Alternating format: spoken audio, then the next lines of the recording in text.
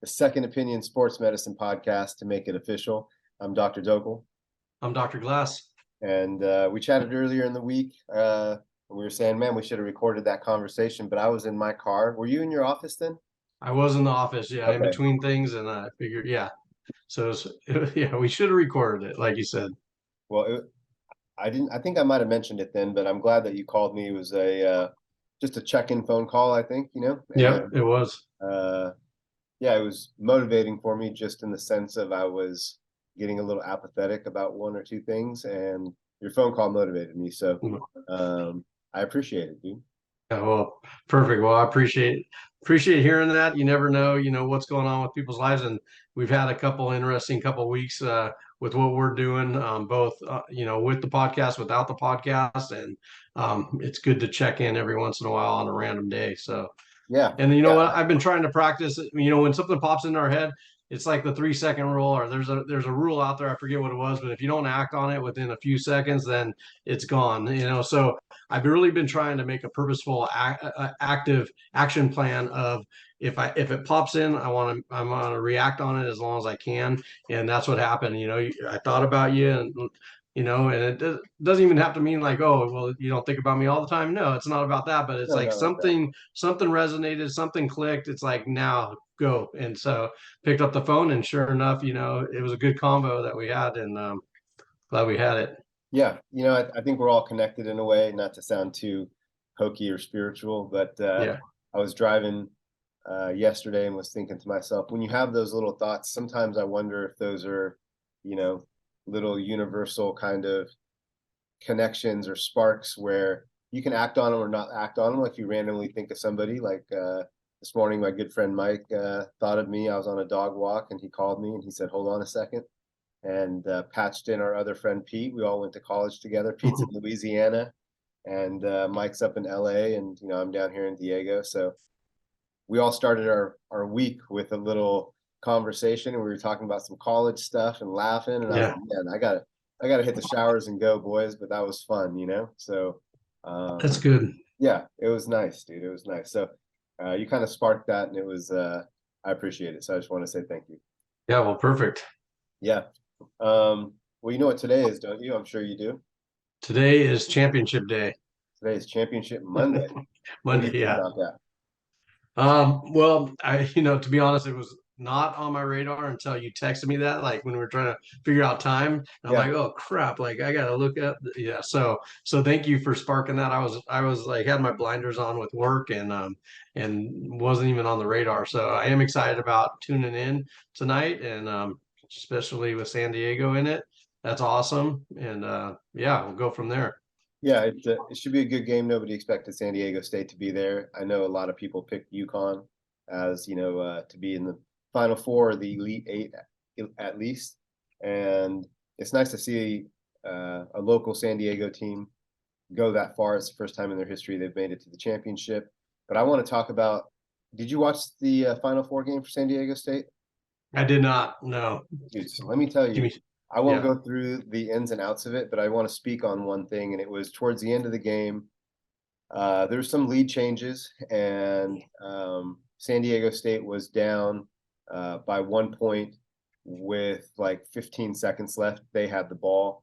They had to basically get a shot off, and if they missed, San Diego State would get the ball back, or if they made it, they'd get the ball back with less than 10 seconds. So what happened was the other team went down. They missed the shot. San Diego State gets the rebound. And they could have made a shot to go up 3. They missed it, and San Diego State gets a rebound, no timeout, which I'm in favor of in that moment. Keep the defense on their heels and make a play if you can. They went down the court, a couple passes, and this young man from the right kind of elbow hits this jumper. He tried to drive, got shut off, and just hits this beautiful jumper, Dustin. That's like picturesque, bro. I'm talking. It's a poster. He's elevated. Yeah. He looks so perfect. Yeah. So pretty. Off his fingers. The clock's under 1 second. It's a movie, bro. It's 0.9, 0.8, 0.7. It swishes with 0.4 seconds.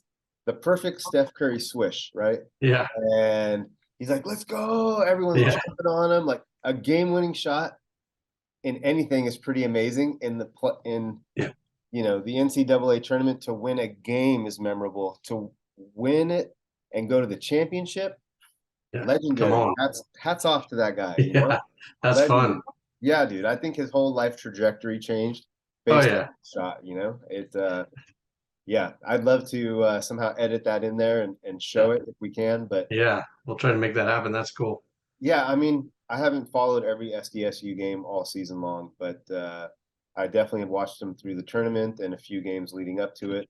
Uh, I probably caught a half a dozen games, I'd say, this season, but it was just nice. Even if the other team had won that way against San Diego State, I would have been kind of, crushed a bit as a local fan. But Yeah. just an amazing way for that young man to continue to keep his team alive. And tonight they're playing in the championship. So they're underdogs, but I mean, like you and I Yeah. always say, you got to play the game, right? So, Right. yeah, I like kind of being the underdog sometimes, and Yeah. Yeah. you have the Nothing to champion. lose, everything to gain. You just let it out. Yeah. Exactly. Yeah. Yeah. The So biggest thing is learning how to calm your nerves in that situation and just play your game. So if coach could relay that, and I'm sure they brought in a bunch of speakers throughout the week, and that's typically what happens. You bring in people that have been there, done that, give a sure. little points of view, and then hope your guys and girls can do their best, in that moment, especially when you've never been there. So Yeah. that's the hardest part, is because you walk out on that floor and you got the crowd, you got the sights, you got the smells are different, the banners are different, just the feel, Everything. the energy, The totally different. timeouts, Yeah. halftime. What are your thoughts on well, I was going to bring up something about the women's tournament too, Mhm. because the women's Final Four ticket was more expensive than the men's Final Four ticket this year. Was it? I didn't see that. Yeah, Wow. it was like 3 times more expensive. The men's Final Whoa. Four ticket was like $100. The women's Final Four ticket, I think, was 300 something dollars. Uh, so that was interesting. And I also read that some of the most lucrative NIL deals are women's college basketball, female, obviously, athletes, right? And I thought that was interesting too. I'm really happy for them. And then, I know we've talked about it before. You're a girl dad, a big Mhm. supporter of all things that your daughters are involved in. But I was noticing in the women's hoops, and because we have the San Diego Wave, the women's soccer team here, I met a gentleman at a football camp this weekend. His girlfriend plays for the San Diego Wave. But my point is, women's athletics is really, really, really good.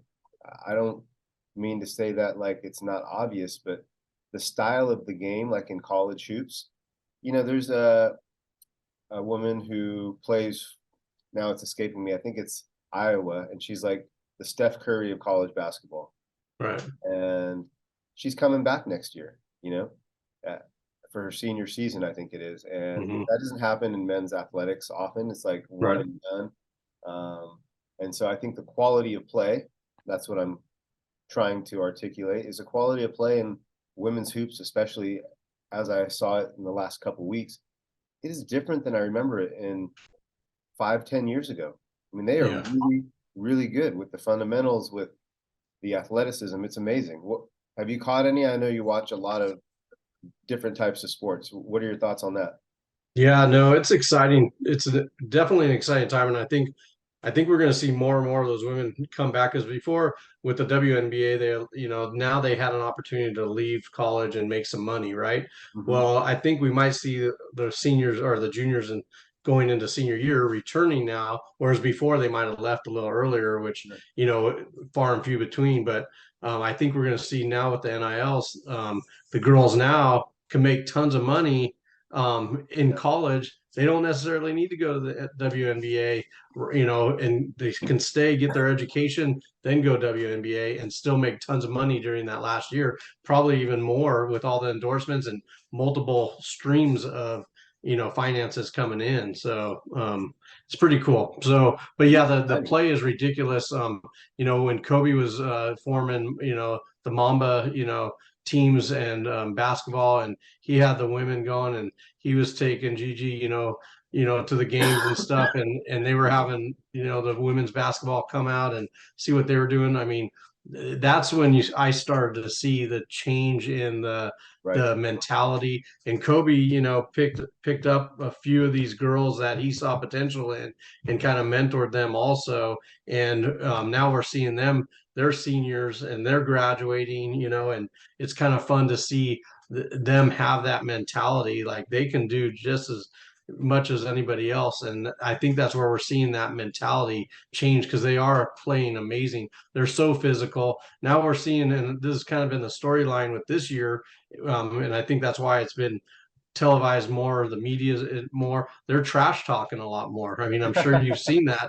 I mean, just in the handshake lines we had last week or the week before, little confrontations. Oh, I We didn't had see that. another, yeah, a little confrontation from Louisville, and I forget the other team, but Texas, I think it was. Mhm. Louisville beat Texas, if I got that right. And one of the girls from Texas pulled the main girl in and said something, and then you see him John on the camera, and so so it makes it a little more exciting for everybody else to watch because you think of it as not aggressive, not that was the lure to the NBA. Now, if you got the girls doing it, not necessarily talking trash, but just having that competitive edge, I think that's what's cool and exciting about it, and to see them, do things amazing, making these shots, and it's fun.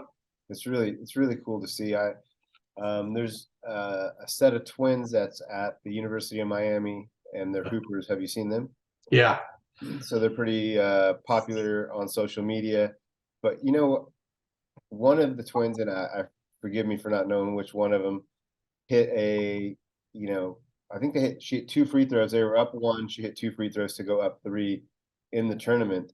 And people were talking a lot of mess, a lot of noise to her. She was on the free throw line, made the first, made the second, gave her gave him the shush. yeah, She yeah, backpedaled.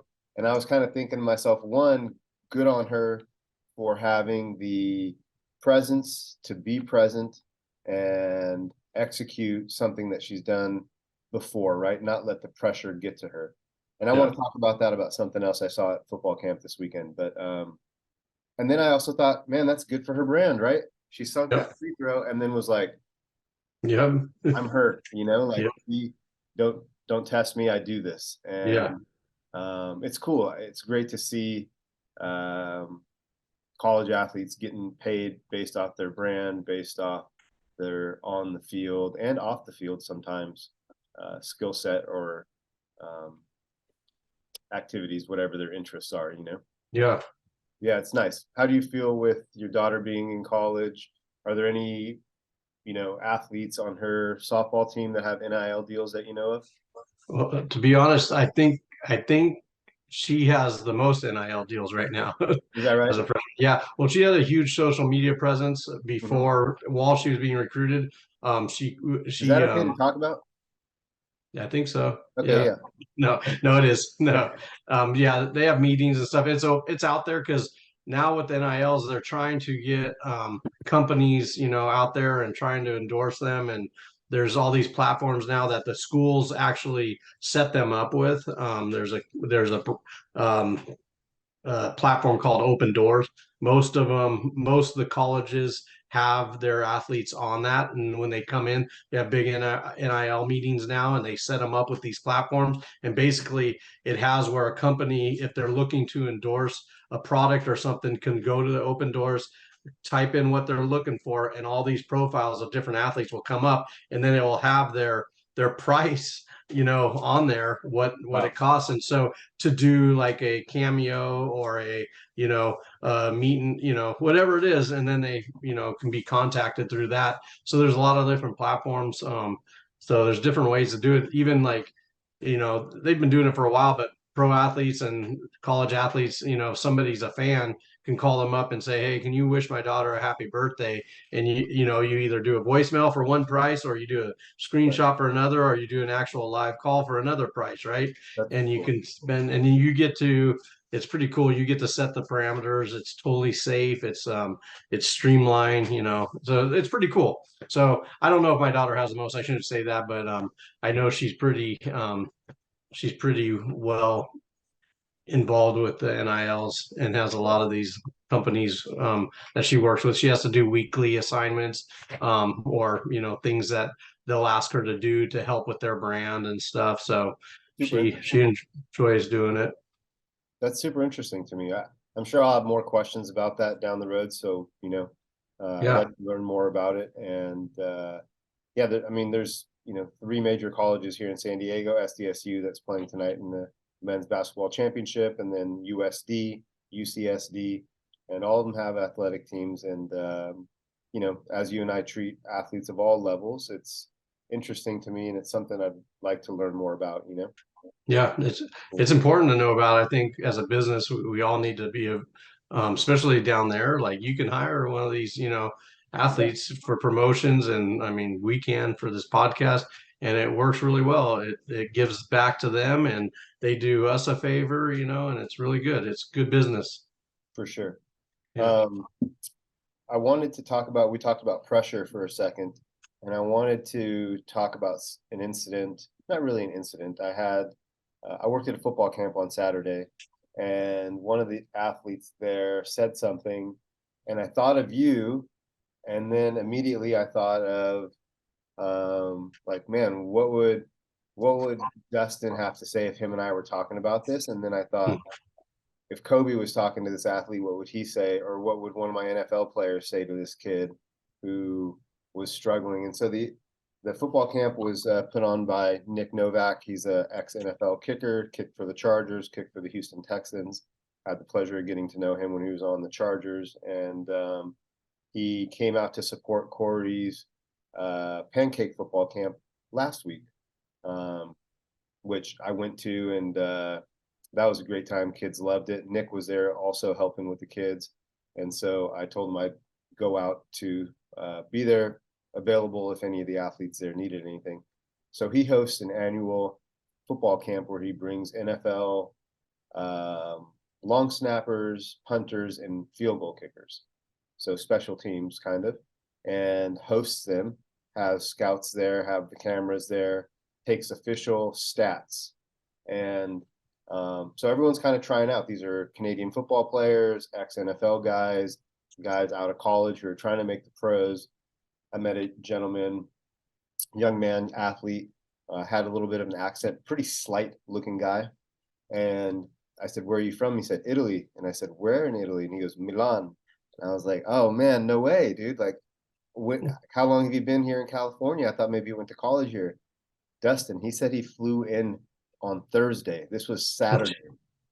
I said, Thursday morning? He goes, "No, Thursday night." And I said, "How is your body?" And he goes, "It's been better. I said, how long are you here for?" And he said, like, "I fly out tomorrow, Sunday." I'm like, "Dude, you flew here all the way from Italy?" And he's like, "Yeah, just for this kicking camp." So there was people all over the world who were here from Canada, from Italy. And like I said, he looks slight compared to some. There were some guys there, Dustin, that were like 6'6". Remember Sid in Cairo school? Sid Bean? Like Mhm. his frame, he was a wide receiver for us, real tall, just Yeah. throw it up to him. He was a hooper. And so Yeah. you throw him an alley oop, and that's how we ran routes with him. But there was people with his frame that were kickers, and just the body mechanics were crazy. So I didn't expect much from him. And this kid was booming the ball. He comes back. I said, "How'd you do?" He goes, like so. I said, "What's your background?" And he goes, "Oh, I played a lot of soccer." And I said, "Of course, like that's of course. Yeah. Um, so I saw a couple guys that definitely looked different, like with the eye test, the ball, they hit it. Like I was talking with somebody else and I heard the kick and I looked and I saw the ball and I Yeah. said, "Whoa," like a couple of times. And, they're going through a rotation. So each time I was like, "What the heck?" And I looked, it was one guy. So I'm sure he's going to get picked up. But Yeah. one gentleman in particular, and this gets to my point, sorry to make it long winded. He's from out of state, flew in from out of state, and I worked on him a little bit before he kicked. He came back from kicking later, and he was a little bit dejected, asking me questions about stretches and different things he can do at home. He doesn't really have somebody at home that can give him advice, and he's like kind of doing it by himself, like a lot of people are until they make it. He's like, "I have a massage gun, I have bands." I was asking him how his kicks went, and he said, "I'm disappointed." And I said, "Why, man? Like, did you miss a bunch? And he goes, it's not even that I missed them. He's like, I didn't feel right. And I said, what do you mean, your body? Because I worked on it beforehand. I said, did you tighten up? And he goes, to be honest, like I just couldn't control the adrenaline, you know? And he's like, my leg was shaking, my kicking leg was shaking. He said, everything seemed delayed. He's like, everything felt like a second and a half delayed, which I thought was interesting. 'Cause that's a long pause. You know, I've had some athletic moments, and I'll ask you the same, where my heart was racing and I had to really just calm it down, or you feel a little light on your feet. Um, you know, you can kind of tell you're juiced up, right? Mhm. And it bummed me out for him because he flew from across the country for this kicking camp, and he had 10 kicks. And you know, he's like, I didn't perform the way I normally do. And he was really, you know, he's a young kid, probably early 20s, right? So I almost wanted to give him a hug. He felt like just sad, you know? Yeah. So that made me think about the mental training. And I thought of you. You know, I talked him up the best I could, and he sent me a text the next day, which was nice to hear from him. But what are your thoughts on that? I just, you know, I was out there like, hey, it's just a kicking camp, and I was thinking about the work I had to do, to be quite honest, and I Yeah. wasn't thinking about them and what it meant for them. And they have 10 kicks, and they're trying to go 10 for 10, you know, in front of NFL scouts. They're trying to put some stuff on tape. And it was interesting because this kid, I'll call him, the young man, has been in pressure situations before, as he explained to me. But this for him was different. I don't want to say his body failed him, but he wasn't able to be as present as he wanted in that moment. You know, what are your thoughts on that? I know you've worked with Olympic athletes and everybody in between. So I thought of you, and I wanted to share that story with you. Yeah, one of the so yeah, which is a common thing we hear, and that's what separates the cream, that as you go to that upper percentage, Right. that's what separates the ones that make it and the ones that don't. How do they handle that? Because that's a totally normal response, right? So which everybody's dealing with, heart rate goes up, you start feeling things different. So but what changes is between the ears is how you perceive those feelings. And one thing I learned a while ago was, you know, changing the narrative on what you're feeling, right? Because typically when we're in those moments like that, from what I've learned, and we've all been in them, which usually because we're nervous or scared, right? Hmm. And kind of, yeah, it's usually there's some self-doubt Sure. creeping in, right? The And what that and ifs. with that self-doubt starts to have fear base, nervous, scared, the what ifs start creeping in. And so, but the physiological response to fear, anxiety, stress, scared, nervous, everything I've been talking about is the exact same physiological response as excitement and joy and exhilaration. They're the same, but one's a negative, one's a positive. But they both have physiological responses that are equal: increased heart rate, flushing, cramping, tightness.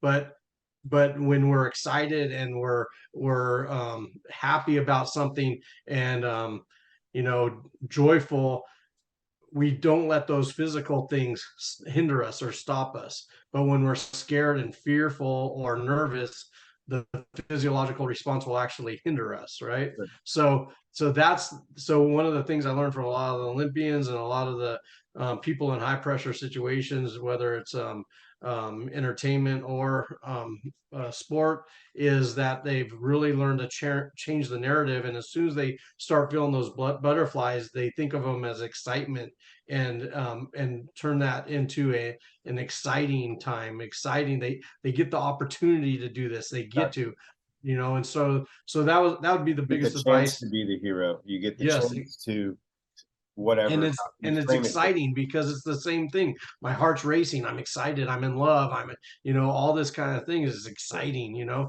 Sure. so you feel the tingles, you feel the butterflies, but it's just how we perceive them, right? So that's one thing I learned is like, change that, just flip flop it. Okay. Instead of being scared or nervous, Yeah. turn it in. When we start feeling that, a lot of times, a lot of people will then go down that rabbit hole of, I'm starting to feel something. My legs are shaky. My blood sugar's going. I'm starting to get tunnel vision. And so Right. then they say, oh, I must be scared. I must be nervous.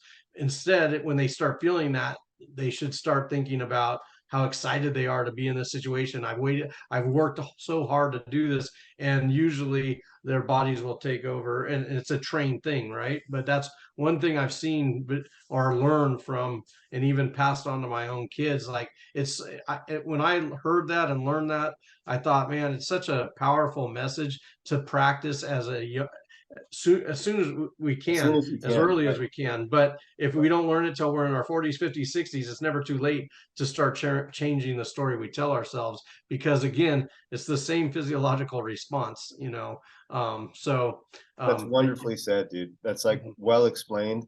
yeah, Because there is a little bit of a science behind it. Uh, and my next question, if I was a student athlete, would be, once that process starts, as a yes or no question, is it something that cannot be slowed down or stopped? Or once you start cascading down this nervous response that your body's having, is it just like a snowball going downhill and there's no stopping it? I know yeah. I know what you're going to say, but how do you do it? What's your answer and how do you do it? Yeah, so another thing I've learned is that no, it's definitely something that can be controlled. So it's learning Right. how to control it, right? So, and one of the things I've learned from, especially with baseball, is, they enter into that batter's box. They need to slow and control, their mind and remove all that. So what they do, and we've taught it in other sports, and we've talked about this early on in our podcast, is to find triggers, right? As soon as we start feeling that elevated heart rate and we know we want to change that, we find a predetermined spot at the stadium, on the field, on our bodies. It could be a wristband, it could be Uh-huh. a shoelace, that we, before we even enter, before we even experience what we're going to experience, we have already worked on and practiced. When I feel this is what I'm going to do. So we have a game plan for that. So we don't just react, we actually do it. It's the whole, between a thermostat and a thermometer, right? One reacts, Yeah. one adjusts, right? So when we have that situation and we've worked at practicing it, we can control that. And so that's the important part, is practicing it away from that. So when it does happen, you're able to control that. So Yeah, I think that's important if you haven't given it any forethought, any um if you haven't gone through a routine or you don't have a habit set, like you said, then it's difficult to hit the brakes on that, and all right. I asked that because last week I had a patient who was telling me that she had a panic attack, and she was like, it started with some anxiety that led to basically a full-blown panic attack, and I was saying, well, how do we pump the brakes on that? How do you control that? You obviously know it's coming on, right? And so there was that discussion. She's not an athlete, but that's just real life stuff. Mhm. Um, I'm used to like my heart rate being elevated if you're under some pressure situation, whether that's, athletically speaking. I like to put myself in pressure situations. Actually, it feels good sometimes, just to see how you're going to perform, and it could be a putt with friends. I have a couple friends that are definitely better golfers than me, but I think I'm better under pressure than they are, and Mhm. so therefore I beat them sometimes, most Yeah. times. Mhm.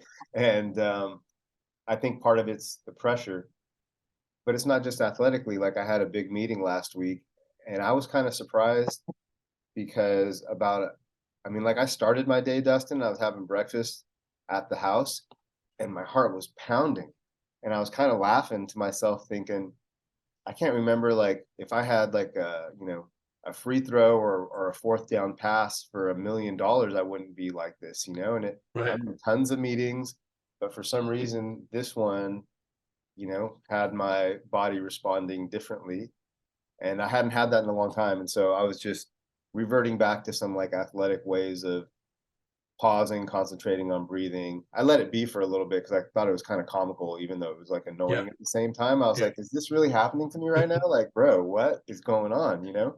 Um, but you see hoopers with rubber bands, right, on their wrist, and you snap it. I think Yep. that's to come back to be present. I remember when we were playing football, I had a wristband, and on it I wrote SDMP, which for me stood for slow down, make plays. And so it Mhm. wasn't like slow down literally. I'm trying to run fast, but like as a QB, like slow it down, like you know. Uh, Yeah. and I so that was had, kind of my reminder. I had that on my wristband. I would look at it like almost yeah. every play. It was good to remember, you know. Yeah. It's like a trigger thing, like you said for me, you know. Yeah. My tape job had Sharpie written on it, SAD, seek and destroy. So we had a little different mindset. That's great. And you did, my friend, you know. Yeah. Yeah, that's awesome. It's funny. I'm like Zen, you're like kill. Yeah. Yin and yang right there. That's funny. That's great. I Different. love it. I love it. That's great. Um, Man, well, what's good in your life this week, dude? Let's talk about that. It's quarter 2. It's April. Also, this is episode 30 for us. Woo, dang. Yeah, I Congrats thought for about that us. early today. Yeah, congrats to you too. I That's know we huge. split it into seasons, but I like getting the reps in. And I've said it before. I don't want to beat a dead horse, but I Yeah. really like chopping it up with you because I don't always know where the conversation is going to go. And then sometimes I remember things, and I'm like, man, I got to tell Dustin this. I want to know what his thought process is on this. You know. Yeah, So it's good. tell me what's good with you this week. What's happening before we log off? Yeah. Yeah, moving forward, trying to think what's going on this week. Yeah, not a whole lot out of the ordinary. We had a tournament this weekend for my daughter. She played real well, my youngest daughter. We were Hmm. down, we had a little, we made it to semifinals but lost. But we were trying to make a comeback, but they battled hard and it was fun to watch. Nice. Um, yeah, I'm trying to think. Just a Sometimes lot of a routine week is a good week, my friend. yeah, You know. yeah, yeah, that's why I say if it was uneventful and everybody, came out of it unscathed, it's good. Yeah. But yeah, what about you? Anything? I know, man, you've had it. We won't get into all the details, but man, Yeah, I've had a bit of a week. I probably look a little tired today. I didn't no, shave. I feel like I haven't gotten enough sleep. But you know, I think I mentioned in our phone call, there's sometimes I don't mean to sound weird about it, but sometimes I like it hard, you know? mhm, Not that I seek out hard, but if it yeah, has to be hard, I'm not gonna cry about it. It's like, okay, well, this is gonna make me tougher, or this is gonna harden me a little bit, or it's gonna be a growing experience. And a quote I always remember is, by definition, growth requires change, right? mhm, You can't grow if you don't change. And every time there's some uncomfortable change, I remember that quote. And so I've had some uncomfortable change this week. This is actually be the last time I'll be in this office, I think. The next yeah, time we record, I'll be in a new location. Not a big deal. People move all the time. I've been in East Village, San Diego for 15 years. I've been in this location for 5. And um, basically, the building management's killing me on rent. They're yeah, wanting to double the rent in this space, and we had a previous agreement that wasn't double the rent. But the universe conspires to help you sometimes. And I mentioned it to a friend, and she, you know, connected me with somebody. And there's a space that's way bigger than my space, way nicer. It's in a better part of town. I mean, it's all downtown San Diego, so there's yeah, homeless all over, but it's been particularly terrible the last 6 months in downtown San Diego where my business is, where, I have patients who are uncomfortable coming in, or there's just been stuff around the block, you know? yeah, So we're making a change, and that was unexpected. And I try to pride myself on being able to adapt. And this was definitely unexpected, but made some moves and I'm moving yeah, to a better place. So it's going to be a interesting week. I didn't anticipate leaving. It took me, it seems like, way longer than it should have to get stuff up yeah, on the walls, like a yeah, year plus before I like had everything hung. And I mm, feel settled in. This feels like home, but I'm going to make a new home and just like my NFL players sometimes are free agents and they go to a different team. You know, I'm about to go to another part of downtown, and luckily all my patients are super supportive, and you know, they'll go along with me. So it's all a good thing. Yeah. Maybe we'll have I'm a larger. excited for you. Say that again. You broke up there a little bit. Yeah, you did too. That was kind of weird. I thought it was just so no, I'm excited for you, man. Change is not always, there's a lot of nerves that come with it, just like we were talking about, they could be Sure. the sad negative ones. Your heart rate could be raising, but like we talked about, turn it into something like, okay, I'm excited about this. And, and there's going to be so many more opportunities that you don't even know about yet, and, Absolutely. and new chapter. And that's cool. Yeah. No, it's all positive in retrospect. It just was unexpected and a little bit of extra work. I have to cancel a few days of patients to make the move from here to there, but it's not far. It's, you know, half mile, 3/4 of a mile. Yep. And yeah, I'm excited for the new vibe. I'm going to be working with a colleague of mine. We refer patients back and forth. And so we're going to share a space that's way larger. And I'm looking Awesome. forward to it. I was saying spring's going to come, and I'm going to walk away from the water just a few blocks at the That's new huge. location. So yeah, I'm excited. So I'm excited to have you down. We'll record live in Yeah. person the next time in office. I kind of intend on setting up a little podcasting corner there, having a Yeah. permanent setup. So that would be nice for us. Perfect. Yeah. I like it. So that's what's new and what's good. You know, looking forward to uh, some positive change and settling into the new spot and getting back into the groove and the routine and having a great second quarter of the year. You know, we have April, May, June coming up, and I kind of work in 100-day chunks or quarter by quarter, different goals. So next week I'll ask you what your quarter 2 goals are, Dustin. I'll give you a week to think about it. I want You got to it. have at least 1 or 2 things that you want to do or accomplish by July 1st, whether it's with our podcast or in life. And I want to share a couple things with you too and see if we, you know, let's hold each other accountable for those things. Sounds good. All right, my man. Well, we are minutes away from tip off. I know UConn is favored. I wouldn't be surprised, man. Sometimes the favorite team doesn't win, and it's the team that is most calm and most confident. And I'm curious to see how today turns out. So I'm gonna close up at the office here and catch the game. And yeah, we'll talk later on in the week. What do you have going on tonight? Watching the game. I Yeah, got a little business to take care of, but yeah, I'm gonna be watching that game. nice, good stuff. Well, Dustin, let's chat later. To our listeners, we appreciate you as always. We do this, I'm going to be honest, mainly for us, but we also do it for you. We appreciate you listening and contributing and posing us questions. We're excited for some guests coming up later this month. And that's all I got for today, my friend. You be safe this week. Everyone, Two. be safe, be healthy. And this is a Second Opinion Sports Medicine podcast with Dr. Dhokal. Dr. Glass. And we will talk soon. Good night, my friend. Good night, brother. Have All a right, good one. guys. Take care. Bye-bye.